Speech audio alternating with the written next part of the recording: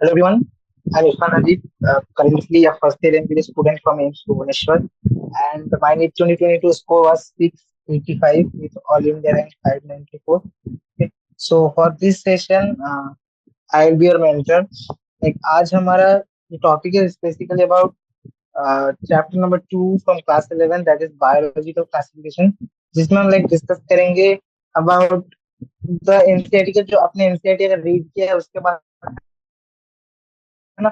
NCERT पढ़ने के बाद कॉन्सेप्ट सब कुछ समझ में आ गया है ठीक से, तो उसके बाद जो मोस्ट इंपोर्टेंट थिंग होता है फॉर एनी कॉम्पिटिटिव एग्जाम और प्रिपेयरिंग फॉर बोर्ड, वो है कि आपको एमसीक्यू या फिर जो लॉन्ग टाइम ऐसे टाइप का क्वेश्चन है ना, क्वेश्चंस अगर आपको लिखना आता है, आपको कॉन्सेप्ट समझ में आया, उसके बाद ये इंपॉर्टेंट है कि आप कैसे क्वेश्चन पे अप्रोच करते हो। तो for that we will attempt NCERT exam का क्वेश्चन। इसमें लाइक पहले हम देखेंगे कि जो एमसीक्यू के क्वेश्चन है ना, मल्टीपल चॉइस क्वेश्चन यहाँ पर है, पहले हम उन्हें अटेंड कर लेंगे। उसके बाद फिर जो very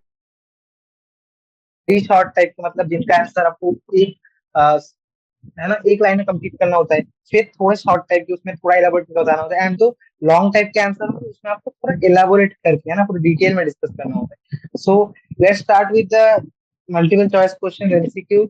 so first question is, पहले यार शुरू करने से पहले ये समझो कि बायोलॉजिकल क्लासिफिकेशन ये चैप्टर इज बेसिकली अबाउट कि हमने देखा था कि जितने भी ऑर्गेनिज्म या फिर जितने भी है ना लिविंग ऑर्गेनिज्म जितने भी है उनको ह्यूमंस ने क्लासिफाई किया है फॉर बेटर अंडरस्टैंडिंग उनके कैरेक्टरिस्टिक को, उनके एग्जाम्पल्स वगैरह को है ना, जो ग्रुप्स है उनको अलग से स्टडी करने के लिए है ना, उनको स्टडी करने के लिए एंड उनमें जो इवोल्यूशनरी रिलेशनशिप्स है उनको बेटर अंडरस्टैंडिंग के लिए हमने ग्रुप्स में डिवाइड किया। तो पहले अलग डिविजन थे, प्लांट एनिमल डिवीजन भी कभी किया गया था, फिर नहीं ऐसे करके, बट जो अल्टीमेट क्लासिफिकेशन का सिस्टम हम डिस्कस करते हैं that is about R H Whittaker का 5 किंगडम क्लासिफिकेशन, राइट। उसमें आता है Monera, Protista, Fungi, Plantae, Animalia, right. जिसमें क्या किया गया, पहले देखा कि यूकैरियोट्स एंड प्रोकैरियोट्स। अगर आपने सेल वाला चैप्टर का थोड़ा बहुत आइडिया है कि there are two type of cells, right. कुछ सेल्स ऐसे होते हैं जो जो आ, जिनके अंदर जो जेनेटिक मटेरियल है न्यूक्लियस, वो डेफिनेटिव है, मतलब न्यूक्लियस के सराउंडिंग एक मेम्ब्रेन है जिसके अंदर लिमिटेड है जेनेटिक मटेरियल। देन उसमें जो अदर ऑर्गेनेल्स है लाइक माइटोकॉन्ड्रिया हो गया, देन अदर है ना, वो सब के सब मेम्ब्रेन बाउंड है। लेकिन जो प्रोकैरियोट्स थे लाइक जिनमें उनमें जेनेटिक मटेरियल है लेकिन वो किसी न्यूक्लियर मेम्ब्रेन से किसी मेम्ब्रेन से बाउंड नहीं है, वैसे उनके उनके पास तो ऑर्गेनेल्स है लेकिन वो मेम्ब्रेन बाउंड नहीं है। देन उसके बाद लेकिन एक कॉमन चीज होता है जैसे राइबोसोम वगैरह, साइटोप्लाज्म, ये सब चीजें सिमिलर है, राइट। सो तो क्या किया, जो प्रोकैरियोट्स थे सबके सब प्रोकैरियोट ऑर्गेनिजम्स को एक किंगडम में दिया, that is Monera. Monera kingdom के अंदर क्लासिफाई किया, मतलब प्लेस किया गया। एंड अब आया ये सबके सब रह गए क्या, यूकैरियोट्स। ये सबके सब रह गए यूकैरियोट्स, ये था प्रोकैरियोट, ये सबके सब यूकैरियोट्स। अब यूकैरियोट्स में जो है, यूकैरियोट्स में फर्दर जो कुछ थे जिनमें यूनिसेलुलर था, लाइक एक ही सेल है वही सब कुछ फंक्शन कर रहा है, by division, by reproduction, nutrition, सब कुछ। एंड कुछ थे मल्टीसेलुलर। मल्टीसेलुलर मतलब मोर देन वन सेल। अब सेल ज्यादा होगी तो उसमें कैसे टिश्यू आएगा, organ organ system level, right. तो depending on if it is unicellular, तो इन सारे के सारे यूनिसेलुलर ऑर्गेनिजम्स को प्लेस किया गया under the kingdom that is protista. And उसके बाद ये जो उसके बाद बाकी जो रह गए है ना, बाकी जो मल्टीसेल ऑर्गेनिज्म रह गए उनको प्लेस किया गया अंडर इन तीन किंगडम में, that is fungi, plantae and. इन दोनों के लिए आपको अलग से चैप्टर्स मिल जाएगा, प्लांट एंड एनिमल का, plant kingdom, animal kingdom, okay. आप वहाँ डिटेल में डिस्कस करोगे, और जो फंगे वाला है उसे भी इस चैप्टर में डिस्कस कर दिएगा। फंगे में कौन रहेगा सोचो। अब इन तीनों में कुछ चीजें कॉमन है, कुछ चीजें डिफरेंट है, लाइक जैसे फंगी और प्लांटी में क्या सिमिलरिटी दिखा, दोनों के पास सेल वाल, बट जो सेल वाल का कंपोजिशन है ना वो अलग है। एंड ऑल्सो ये वाला हेट्रोटॉपिक है और ये वाला ऑटोटॉपिक। और एनिमलिया में क्या है, ये हेट्रोटॉपिक है, मतलब खुद का खाना खुद नहीं बना सकता, और इसके साथ इसमें सेल वाल भी एब्सेंट है। इनमें हो गया सेल वाल प्रेजेंट, इनमें cell wall absent. Cell wall present उसमें भी हेट्रो तो ये कुछ बेसिक मैंने बताया आपको, है ना, क्लासिफिकेशन के जो बेसिक रूल्स थे। अदर देन दिस, इसके अलावा भी लाइक बाकी चीजें जैसे सेल का, बाकी है ना, कैरियोटाइपिंग वगैरह वो सब इतना इम्पोर्टेंट नहीं है। देन ऑल्सो आपने पढ़ा होगा सेल के स्ट्रक्चर के बेसिस पे, देन उनके फॉर्मेशन, मॉर्फोलॉजी, बहुत सी चीजों के बेसिस पे, है ना, क्लासिफाई किया गया है एक किंगडम के अंदर। देन फाइलम, जी है ना, ऑर्डर, फैमिली, ये सब आपने पढ़ा है ना, क्लासिफिकेशन के स्टेप। तो वो वैरी कर, अलग अलग स्टेज में, अलग अलग हायरार्की में, अलग अलग कैरेक्टरिस्टिक के बेसिस पे डिफाइन किए गए, राइट। बट किंगडम के लेवल पे एटलीस्ट ये थोड़ा बेसिक था। ओके, तो इतना अगर आपको समझ में आया तो you can easily attend the MCQ. जैसे पूछा है पहला सवाल, all eukaryote unicellular organism belongs to, अभी बताया मैंने, प्रोकैरियोट सबको दिया गया मोनेरा में, राइट। एंड यूकैरियोट्स वगैरह उनमें दो थे, यूनिसेलुलर, मल्टीसेलुलर। यूनिसेलुलर कहाँ आ गया, सबके सब प्रोटिस्टा। तो ये रहा answer, that is B. Okay, next question is the five kingdom classification was proposed by, अभी बताया मैंने, फाइव टू किंगडम क्लासिफिकेशन दिया था लिनियस ने, right. Five kingdom classification is given by R H Peter, that is two, two का A, ठीक है। तो next question is organisms living in salty areas are called as, जैसे Monera जो kingdom होता है, इस किंगडम में क्या है कि इट्स अ किंगडम जिसमें बेसिकली बैक्टीरियाज रहते हैं, है ना। And bacterias are mostly like, ऐसा नहीं है कि ये सिर्फ कोई एक लिमिटेड हैबिटेट में आपको मिलेगा।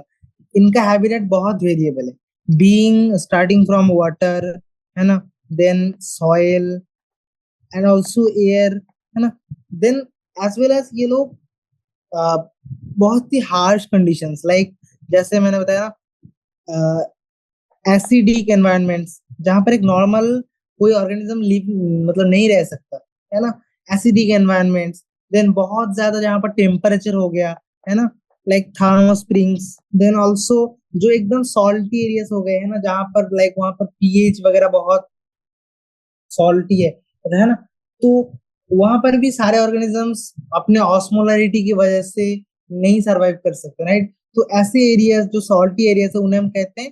तो ऐसे हर एक जो थर्मस लाइक बहुत हाई टेम्परेचर एरिया में रहते हैं उनको हम क्या कहते हैं, they are called as thermophiles. क्योंकि थर्मोफिल्स मतलब वो थर्मस को फील, मतलब क्या, वो अडेप्ट कर सकते हैं, है ना। जो एसिडोफिल है मतलब वो एसिडिक एनवायरनमेंट में रह रहे हैं।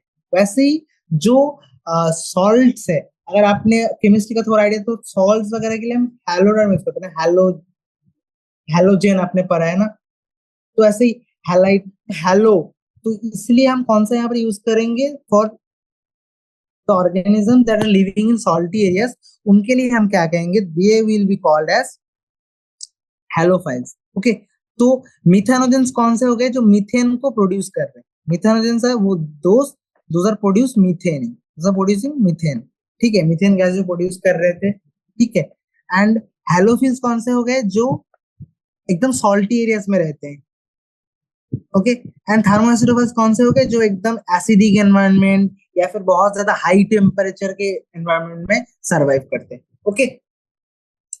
तो बेस्ड ऑन दिस ऐसे करके मोनिरा किंगडम में जो ऑर्गेनिजम्स है, लाइक मोस्टली बैक्टीरिया, तो बैक्टीरिया के अलग अलग बेस्ड ऑन देयर हैबिटेट्स, इनको ऐसे अलग अलग ग्रुप्स में क्लासिफाई किया गया, ठीक है। And based on the their habitat की कौन से लोकेशन में वो रहते हैं, उनके बेसिस पे उनको एक नेम भी दिया गया। जो मीथेन प्रोड्यूस कर रहे हैं mostly they will be available in like marshy areas, है ना। देन रूमिनेंट्स जो होते हैं लाइक कैटल वगैरह, उनके आपको रूमेन में मिलेंगे, राइट। तो ऐसे ही, तो जो सॉल्टी एरियाज में रह रहे हैं उनको हम क्या कहेंगे, halo, there will be halophiles, okay. अब नेक्स्ट क्वेश्चन है कि, तो यहाँ पर आंसर आंसर कौन सा हो गया, दैट इज बी, हैलोफाइल, ठीक है। Fourth question is naked cytoplasm, multinucleated and saprophytic are the characteristics of, मतलब साइटोप्लाज्म है, लेकिन साइटोप्लाज्म में आपको क्या मिल रहा है कि एक से ज्यादा न्यूक्लियस है, okay, and also they are saprophytic. Saprophytic मतलब जो डेड, या फिर मान लो है ना कि सरा सरा हुआ है इसका जैसे मान लो डीकेड मैटर, ऑर्गेनिक मैटर, कोई प्लांट डीके हो गया है, या फिर कोई लिविंग एनिमल है ना, तो डीकेइंग मैटर्स के ऊपर जो ऑर्गेनिजम्स जो उनको फीड करते हैं, है ना, तो उन्हें हम कहते हैं saprophytic. Okay, saprophytic with multi nucleated and naked cytoplasm. तो ये मोनेरा में तो होगा नहीं, कोई बैक्टीरिया ऐसा है नहीं, राइट। अब प्रोटिस्टा किंगडम में अगर आप देखोगे, प्रोटिस्टा किंगडम में भी आपको ऐसा नहीं कि सारे के सारे प्रोटिस्टा ऐसे मिलेंगे, बट उनमें अगर आप फर्दर जाओगे ना तो एक स्पेसिफिक टाइप के ऑर्गेनिजम्स आते हैं, है ना, that are called slime moulds.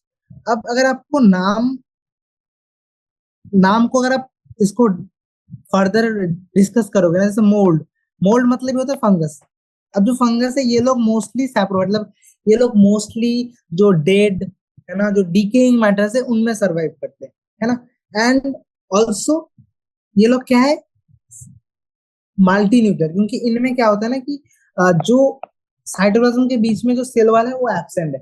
तो एक कंप्लीट सेल अगर आप देखोगे तो उसमें ऐसे सेल वाल नहीं होंगे, तो आप देखो एक से ज्यादा न्यूक्लियस दिख रहा है ना आपको, तो this is called as the slime mould. ये कौन सा किसका कैरेक्टरिस्टिक फीचर हो गया, that is naked cytoplasm plus multi nucleated and saprophytic, that is under slime moulds. अब स्लाइम मोड जो है ना ये प्रोटिस्टा के अंदर आता है, क्योंकि ये मोस्टली यूनिसेलुलर है। मैंने बताया था कि यूनिसेलुलर एंड यूकैरियोटिक होगा तो हम उन्हें प्रोटिस्टा में रखेंगे, राइट, उनका हम प्रोटिस्टा ग्रुप के अंदर प्लेस कर रहे हैं। तो इन बेसिकली अगर आप इनके कैरेक्टरिस्टिक वगैरह देखोगे, they resemble with fungus kingdom, क्योंकि ये लोग मोस्टली सैप्रोफाइटिक होते हैं, न्यूट्रिशन पैटर्न सब कुछ वैसा ही है, राइट। बट क्योंकि ये लोग यूनिसेलुलर है एंड यूकैरियोट्स है, तो हमने इनको कॉन्सेप्ट में प्रोटिस्टा में क्रिएट किया है। तो आप ये प्रोटिस्टा किंगडम के लिए सिंप्लीफाई करके ये कैरेक्टरिस्टिक नहीं बता सकते, क्योंकि ये स्पेसिफिक है स्लाइम मोल्ड्स के लिए। अगर यहाँ पर ये स्लाइम मोल्ड वाला ऑप्शन नहीं होता, ठीक है, स्लाइम मोल्ड वाला ऑप्शन नहीं होता, तो फिर आप कंफ्यूज होते कि ये फंगस होगा कि प्रोटिस्टा होगा, क्योंकि ये प्रोटिस्टा के अंदर स्लाइम मोल्ड में भी आ रहा है और फंगस में भी ये कैरेक्टरिस्टिक मुझे देखने को मिलता है, ठीक है। तो इसका आंसर जाएगा slime mould, that is D, ठीक है। Next question is an association between roots of higher plants and fungi is called। देखो,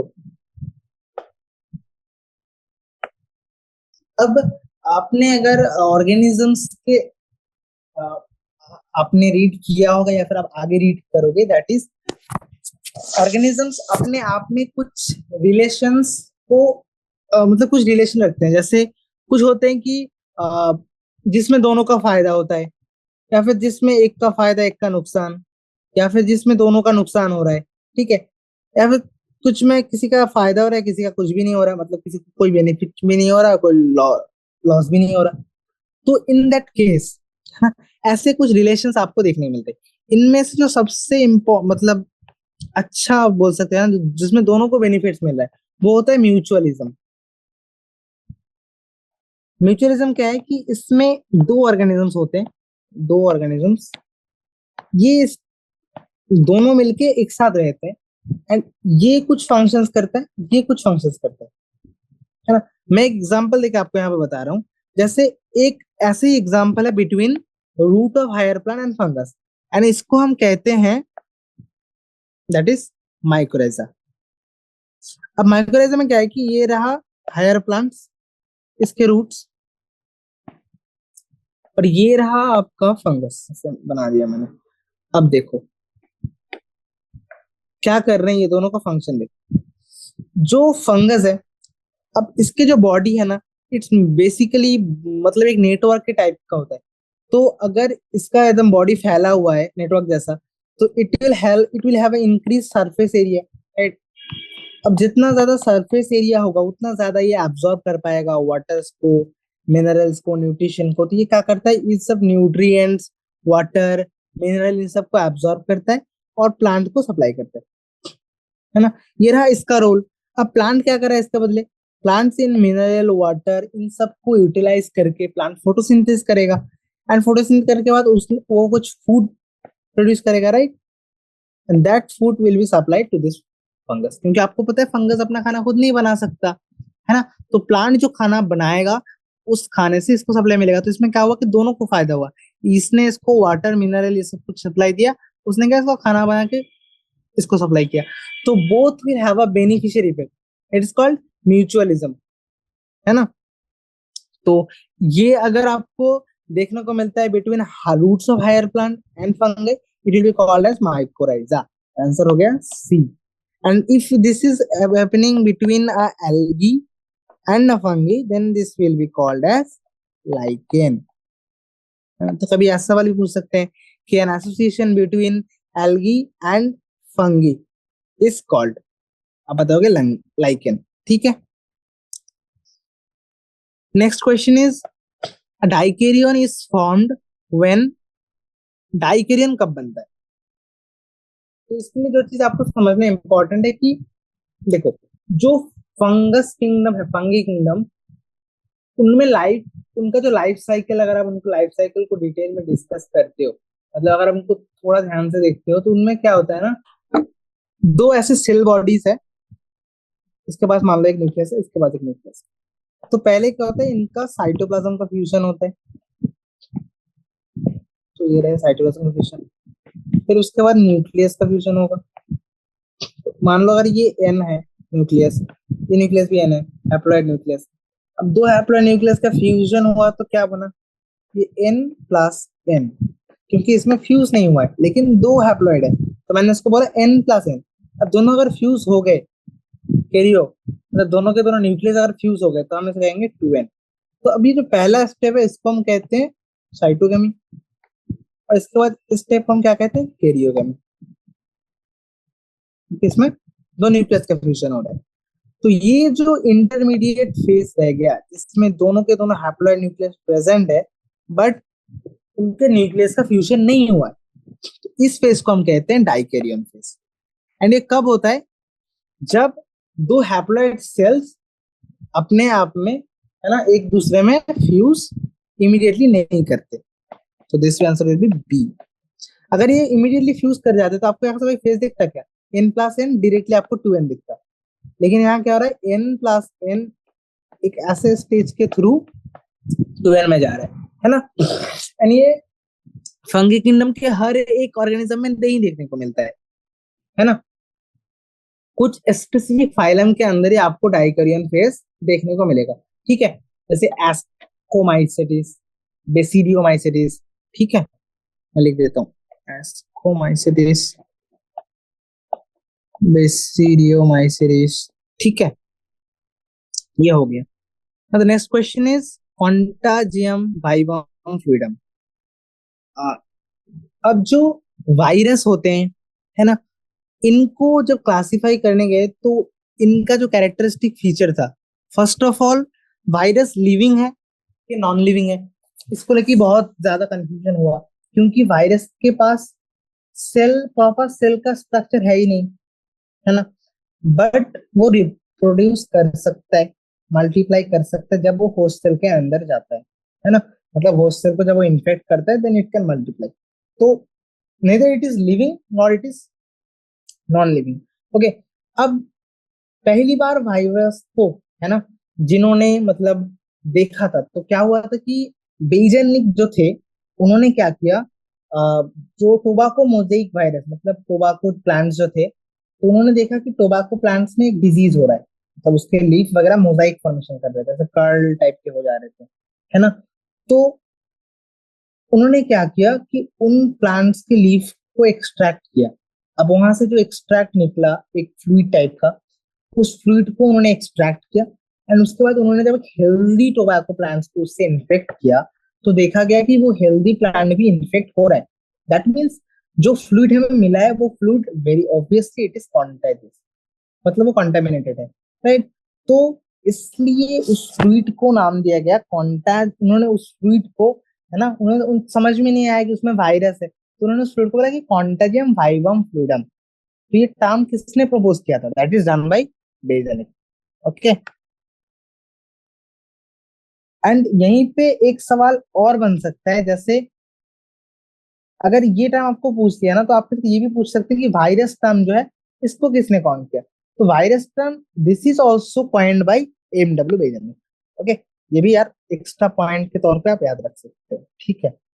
वायरस, दिस इज डन। तो इसका आंसर हो गया बी, एमडब्ल्यू बेजनिक, बेजनिक, ठीक है, थोड़ा स्पेलिंग में। अब the next question is associations between mycobiome and phycobiome. अभी मैंने आपको बताया कि म्यूचुअलिज्म का और एक एग्जांपल होता है लाइकेन, जिसमें दो ऑर्गेनिजम्स आते हैं। एक है plant part that is algae, और एक है फंगी। इसका जो एल्गल कंपोनेंट है उसको हम बोलते हैं, इसको ऐसे लिखें तो बेटर होगा, फंगी एंड। इसका जो एल्गी वाला कंपोनेंट है इसको हम कहते हैं फाइकोबायोन्ट, और इससे फंगी वाला कंपोनेंट इसको हम कहते हैं माइक्रोबायोन्ट। क्योंकि आपको पता है माइसिस वाला टर्म ज्यादातर फंगस के लिए यूज होता है, राइट, एंड फाइको वाला टर्म एल्गी के लिए यूज होता है। तो ये एसोसिएशन को हम क्या बोलेंगे, दैट इज लाइकेन। माइक्रोराइजा मैंने अभी आपको बताया, ये रहा लाइकेन, ठीक है। तो इसका आंसर हो जाएगा, sorry, it will be C. The next question is difference between a virus and a viroid. तो फाइव किंगडम क्लासिफिकेशन के बाद भी कुछ ऐसे ऑर्गेनिजम्स थे, जैसे मैंने पहले बताया virus, then also viroids and prions.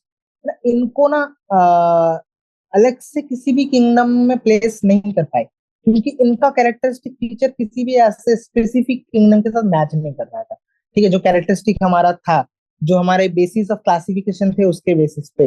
Okay, तो डिफरेंस अगर आपसे पूछा जाए कि difference between virus and viroid, तो क्या होगा ना कि वायरॉइड जो है, अब देखो, वायरॉइड ये टर्म को अगर डिफर मतलब फर्दर डिस्कस करते हो, वायरॉइड मतलब वायरस लाइक, तो ये वायरस जैसा है लेकिन वायरस नहीं है। अगर आपको याद है वायरस का स्ट्रक्चर, तो वायरस का स्ट्रक्चर ऐसा होता है कि इसमें प्रोटीन का कोट होता है, उसके अंदर एक जेनेटिक मटेरियल। अब अगर मैं इस प्रोटीन के कोट को हटा दूं, तो अभी ये जो प्रोटीन वाला पार्ट रह गया, सॉरी जेनेटिक मटेरियल वाला पार्ट रह गया, तो अभी भी ये क्या कर सकता है, कुछ ऑर्गेनिजम्स को जाके इन्फेक्ट कर सकता है, इसमें भी इन्फेक्शियस प्रॉपर्टीज है, लेकिन इसके पास प्रोटीन कोट नहीं रहेगा। तो ये जो वायरस के जैसे है, मतलब ये बिहेवियर वायरस के जैसे ही करता है कि आया, ऑर्गेनिजम्स को इन्फेक्ट किए, मल्टीप्लाई किया, ठीक है, होस्ट ऑर्गेनिजम्स के सेलुलर मशीनरीज को इसने अपने अंडर कंट्रोल कर लिया, ठीक है। It is virus like, but इसके पास प्रोटीन का कोट नहीं है। So what is the difference between this, कि absence of protein code in viroid but it is present in virus. तो आंसर हो गया ए, ठीक है। नेक्स्ट क्वेश्चन, नेक्स्ट ऑप्शन जो है कि presence of low molecular weight RNA in virus but absent in virus. ऐसा नहीं है, दोनों का आप अगर जेनेटिक मटेरियल देखोगे तो हाँ, लो मॉलिक्यूलर जो है वेट का आरएनए है वो किस में मिलता है, वायरस में। वायरस में आपको लो मॉलिक्यूलर वेट के आरएनए दिखते हैं, तो ये ऑप्शन गलत है, ठीक है। एंड बोथ तो होगा नहीं, तो आंसर है ए, ठीक है। अब नेक्स्ट क्वेश्चन है फंगल सेक्सुअल साइकिल। अभी थोड़ी देर पहले मैंने आपको, अगर आपको याद है, कि मैंने आपको बताया था कि सीक्वेंस देखने को मिलता है, पहले दोनों के दोनों आते हैं, है ना, दो इंडिविजुअल ऑर्गेनिज्म, है ना, इनमें हैप्लॉइड न्यूक्लियस होता है। अब ये लोग फ्यूज करते हैं, पहले साइटोप्लाज्म का फ्यूजन होता है, फिर न्यूक्लियस का फ्यूजन होता है, और उसके बाद ये फिर मियोसिस करके फिर से वही स्पोर बनाएंगे, एन एन। तो ये देखो एन एन थे, फिर उसके बाद हुआ एन प्लस एन, या फिर डायरेक्टली टू एन भी बन सकता है, फिर मियोसिस होके बना एन। तो अगर आपको करेक्ट सीक्वेंस पूछा जाए तो what will be the correct sequence, the sequence will B, पहले दो प्लाज्मा के बीच में, साइटोप्लाज्म के बीच में हुआ ना फ्यूजन, तो पहला फ्यूजन हुआ प्लाज्मोगेमी, फिर न्यूक्लियस के बीच में फ्यूजन हुआ, दैट इज कॉल्ड कैरियोगेमी, उसके बाद फिर उसमें मियोसिस देखने को मिला। तो the correct sequence will be C, the option C is the correct option, ठीक है। Next question is viruses are non-cellular organisms but replicate themselves, they infect, are they infect the host cell. मतलब viruses non, मैंने बताया ना कि virus को हम living भी नहीं बोल रहे एंड नॉन लिविंग भी नहीं बोल पा रहे, क्योंकि उनके पास एक प्रॉपर सेलुलर जैसा ऑर्गेनाइजेशन है भी नहीं। बट वो जब किसी होस्ट सेल को इन्फेक्ट करते हैं, they can multiply, they can replicate. Okay, तो अब बताओ कि इसको आप कौन से किंगडम में बिलोंग करवाओगे। कोई भी ऐसा किंगडम के साथ तो इसके कैरेक्टरिस्टिक मैच नहीं कर रहा, so it will non neither belong to Monera, nor Protista, nor Fungi. और ये प्लांटी भी होता वो भी नहीं होता, एनिमलिया रहता वो भी नहीं होता, so it belongs to none of the above. So virus, viroid, virus, viroid, prions, these are the organisms that they don't belong to, they don't belongs to any of the kingdom in five kingdom classification. Five kingdom classification के किसी भी kingdom में ये लोग fit नहीं बैठते। ठीक है, अब नेक्स्ट क्वेश्चन है कि members of phycomycetes are found in. अब ये इस टाइप के क्वेश्चन रिसेंट ईयर्स के नीट में कॉमन हो गया बहुत, कि ऑप्शंस रहेंगे बहुत सारे एंड आपको लाइक डायरेक्टली आंसर नहीं, आपको इनमें आइडेंटिफाई करके मोर देन वन ऑप्शंस होंगे, उसको आइडेंटिफाई करना होगा, है ना। यहाँ यहाँ से मोर देन वन ऑप्शंस होगा, जिसके करके आपको identify ultimately correct option select करना है। तो मेंबर्स ऑफ फाइकोमाइसीरिस आपको कहाँ मिल सकते हैं, मतलब उनका हैबिटेट क्या हो सकता है। तो ये बेसिकली इसमें तो समझाने वाले कुछ है नहीं, ये बेसिकली अब फंगस है, बेसिकली कहाँ मिल सकते हैं आप बताओ। तो इनका जो पोजीशन है ना, ये एक ऐसा फाइलम है फंगस के जो लगभग हर एक पॉसिबल हैबिटेट में, मतलब पॉसिबल हर एक मतलब फंगस के जो पॉसिबल हैबिटेट है, फंगस के पॉसिबल हैबिटेट मतलब जो एकदम डीके फुल एरिया, ह्यूमिड, है ना, सॉरी ह्यूमिड बोला, moist, also present in decaying wood. They are also present in moist and damp places, and they also act as an obligate parasite in the plants. So ये चारों के चारों type के places में present हो सकते हैं। So the option will be all of the above, that is D is the correct option. ठीक है, this are all about some multiple choice questions, है ना। अब अगर हम इसमें वेरी शॉर्ट टाइप के आंसर देखते हैं, वेरी शॉर्ट मतलब आपको एक दो लाइन के अंदर ही डिस्क्राइब करना होता है ना। बेसिकली एक मार्क्स के क्वेश्चन आएंगे अगर आएंगे इनमें से, ठीक है। तो क्वेश्चन क्या है कि पहला क्वेश्चन अगर मैं देखूं तो it is what is the principle underlying the use of cyanobacteria in agricultural fields for crop improvement.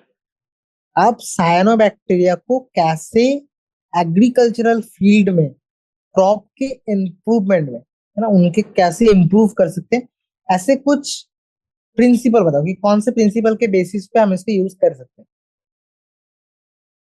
So based on this, देखो साइनोबैक्टीरिया के पास एक स्पेशल फीचर है कि साइनोबैक्टीरिया जो होते हैं, मैं अगर आपको एग्जांपल के तौर में बताऊं तो साइनोबैक्टीरिया ऐसे ना कॉलोनी टाइप के बनाते हैं। इनमें कुछ टाइप के स्पेशल सेल्स होते हैं जो क्या कर सकते हैं, है ना, कुछ स्पेशलिस्ट टाइप के सेल हैं जिन्हें हम कहते हैं हेटेरोसिस्ट।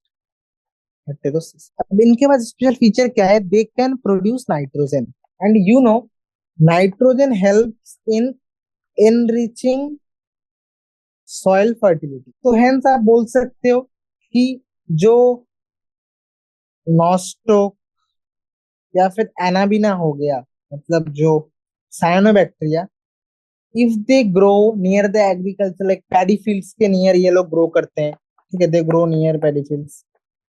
तो इफ ये एक एग्जांपल के फॉर्म में हो गया, तो आंसर में बता सकते हो कि cyanobacterias, they if they present in colonies and they have a specialized type of cells named as heterocyst.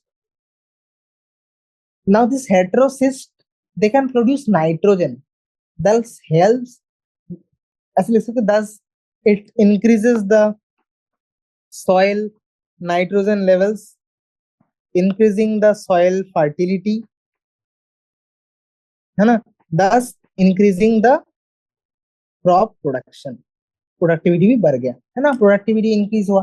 That this is the main principle behind using this cyanobacteria in agricultural fields. Okay, ये हो गया।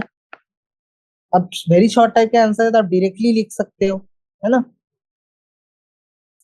Suppose next question is support suppose you accidentally find an old preserved permanent slide without a label. If your effort to identify it, in your effort to identify it, you place the slide under microscope and observe the following features. आपने देखा कि ये unicellular है, जो आपके पास slide था, आपने organisms को देखा माइक्रोस्कोप के अंदर, ना आपने आइडेंटिफाई किया कि ये यूनिसेलुलर है, इसके पास एक वेल डिफाइंड न्यूक्लियस है, मतलब ये यूकैरियोट हो गया। अब ये बाई फ्लैजेलेट है कि इसके पास दो फ्लैजेला आपको दिख रहे हैं, एक फ्लैजेला लॉन्गिट्यूडनल है और एक फ्लैजेला ऐसे ट्रांसवर्स भी प्रेजेंट है। तो आप बताओ कि आप इससे क्या आइडेंटिफाई करोगे, what would you identify it as, आपके हिसाब से ये क्या होना चाहिए। एंड अब can you name the kingdom. अब यूनिसेलुलर यूकैरियोट है तो मैं आंख बंद करके बोल सकता हूँ कि ये प्रोटिस्टा किंगडम में आएगा। अब प्रोटिस्टा किंगडम के अंदर भी ये कौन से फाइलम के अंदर आता है, तो नाम खुद बता रहा है कि दो फ्लैजेला है, this belongs to phylum dinoflagellates. Okay, हो गया आंसर। अब वेरी शॉर्ट क्वेश्चन है तो आपके दो लाइन में आंसर बन जाएंगे, right. Next question is how is the five kingdom classification advantageous over the two kingdom classification. जो फाइव किंगडम क्लासिफिकेशन है वो कैसे बेहतर है टू किंगडम क्लासिफिकेशन से। सो मैं अगर आपको बताऊं तो टू किंगडम क्लासिफिकेशन क्या था ना, कि उसमें बेसिकली हमने directly based on cell wall, whether it has cell wall और वेदर इट डजंट हैव, इसके बेसिस पे हमने डिवाइड किया था, है ना। लाइक लीनियस ने जो डिवीजन दिया था, कुछ basic characteristic feature cell and उसके स्ट्रक्चर इसी थे। बट फाइव किंगडम क्लासिफिकेशन हमें क्या क्या एडवांटेजेस मिले। तो पहला एडवांटेज, हमने यूकैरियोट्स एंड प्रोकैरियोट्स को डिफरेंशिएट किया, so we can distinguish between eukaryote and prokaryote. Next, we can differentiate between unicellular and multicellular. Third, we can differentiate, है ना, बिटवीन ऑटोट्रॉफिक या फिर फोटोसिंथेटिक, ऑटोट्रॉफिक एंड हेटेरोट्रॉफिक, इनके बीच में भी हम डिफरेंशिएट कर सकते हैं, जो टू किंगडम क्लासिफिकेशन करने में फेल्ड रहा। टू किंगडम क्लासिफिकेशन में यूकैरियोट्स प्रोकैरियोट्स को एक जगह प्लेस कर दिया गया था, है ना, उसमें बैक्टीरिया और प्लांट सब कुछ, सब कोई जिसके पास भी सेल वाले वो एक किंगडम के अंदर थे।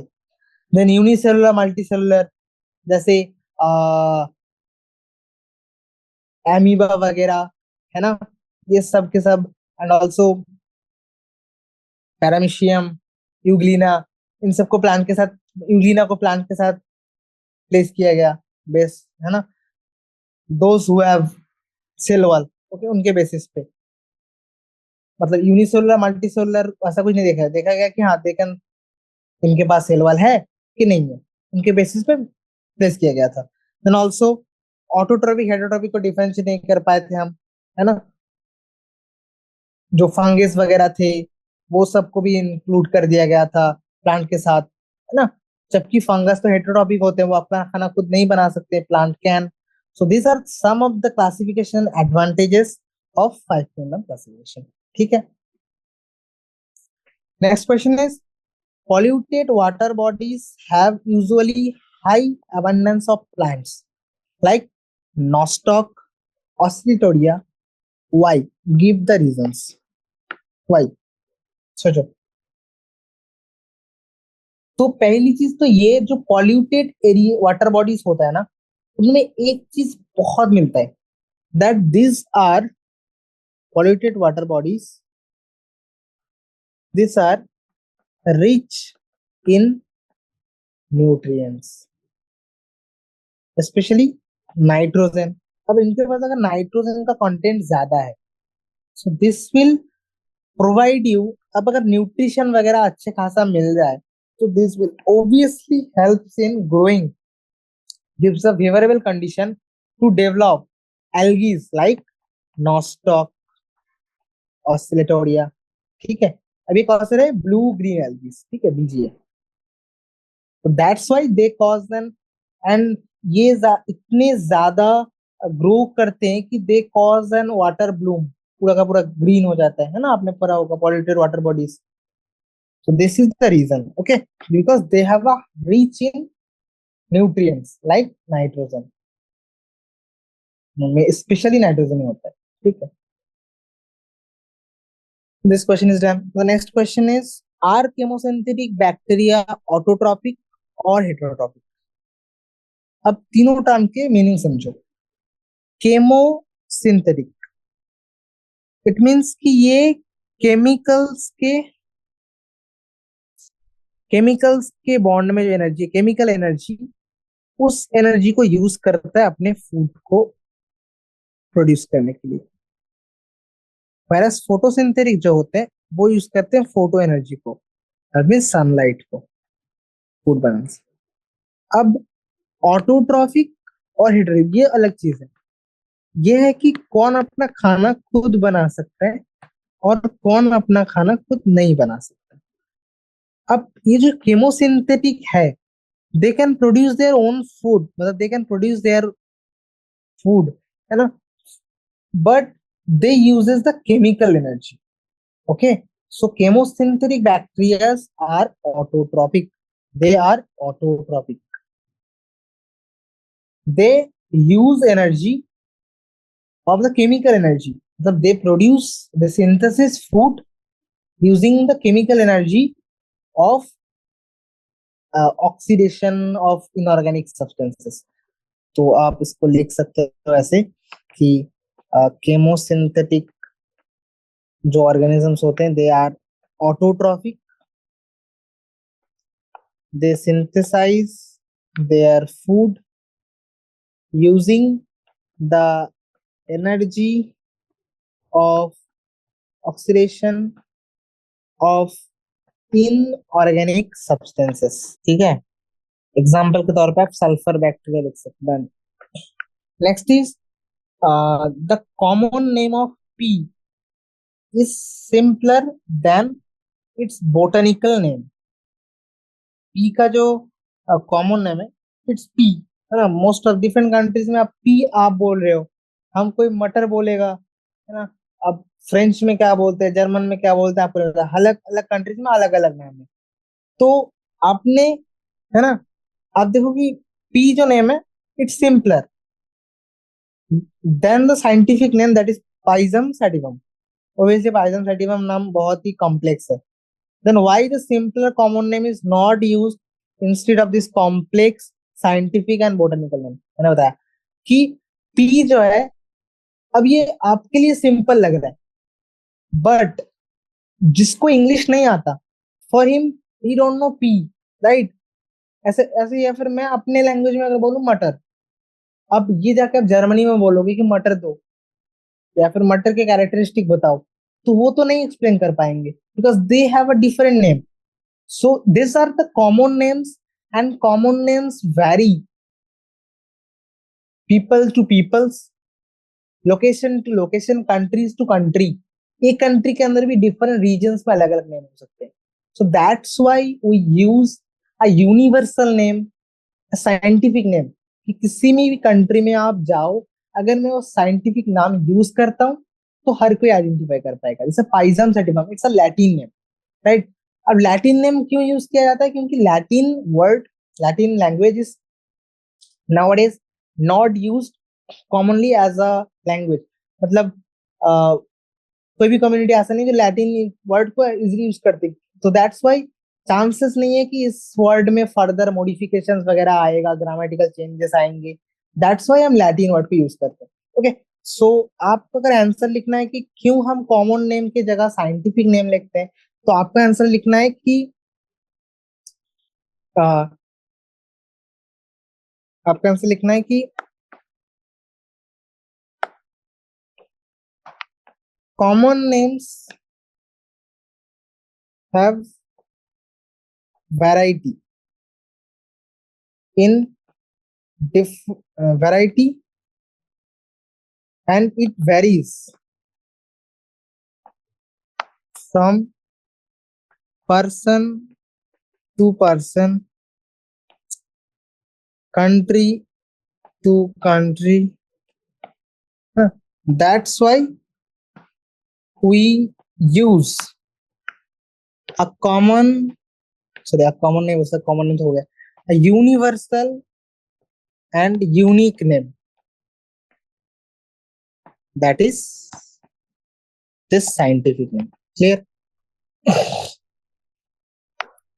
तो अभी जाके जर्मनी में बोलो या इंडिया में बोलो या बांग्लादेश में बोलो, कोई फर्क नहीं पड़ता, ठीक है। Next question is, a virus is considered as a living organism and an obligate parasite when inside a host। मतलब वायरस को आप लिविंग ऑर्गेनिज्म भी बोलते हो, बट जब भी होस्ट सेल के अंदर जाता है तो सब ऑब्लिगेट पैरासाइट। लेकिन वायरस को बैक्टीरिया या फंगस के साथ क्लासिफाई क्यों नहीं किया गया? Virus is not classified along the bacteria and fungi. What are the characters of virus that are similar to non-living objects? कि वायरस को आप लिविंग बोल रहे हो या फिर ऑब्लिगेट पैरासाइट बोल रहे हो जब ये किसी होस्ट सेल को इन्फेक्ट करके उसके इनसाइड द होस्ट सेल जब ये लीव कर रहा है, बट इसको आप किसी बैक्टीरिया किसी फंगस के साथ क्लासिफाई नहीं कर रहे, राइट? तो व्हाट आर द रीजंस? कौन सा ऐसा कैरेक्टरिस्टिक है वायरस का जिसके जो एक नॉन लिविंग ऑब्जेक्ट को, मतलब नॉन लिविंग ऑब्जेक्ट की तरह इसको आइडेंटिफाई करवा रहे हैं? So if you say the most common characteristic of it, then it will B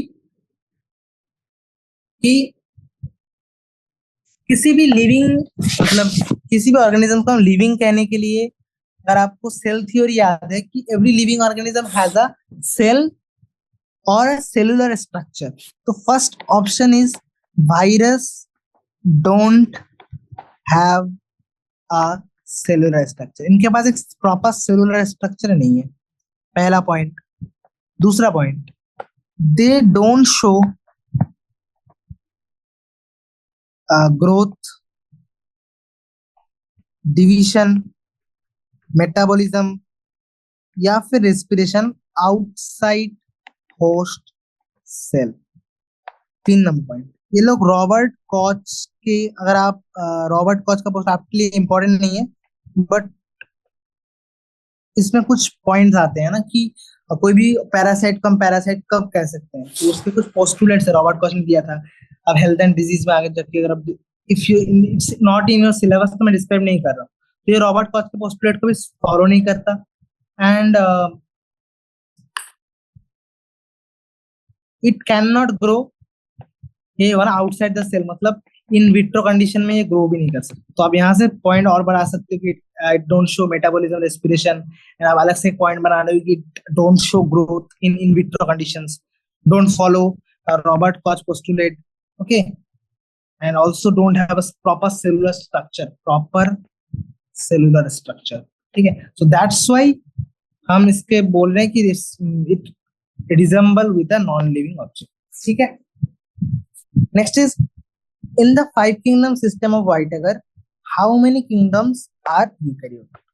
5 kingdom classification में मैंने आपको बताया था कि there are total 5 kingdoms, उनमें से एक ही kingdom था जो प्रोकैरियोट था, that is Monera। बाकी 4 kingdom जो है protista, fungi, plantae and Animalia, they are eukaryotes, total 4 हो गए, ठीक है।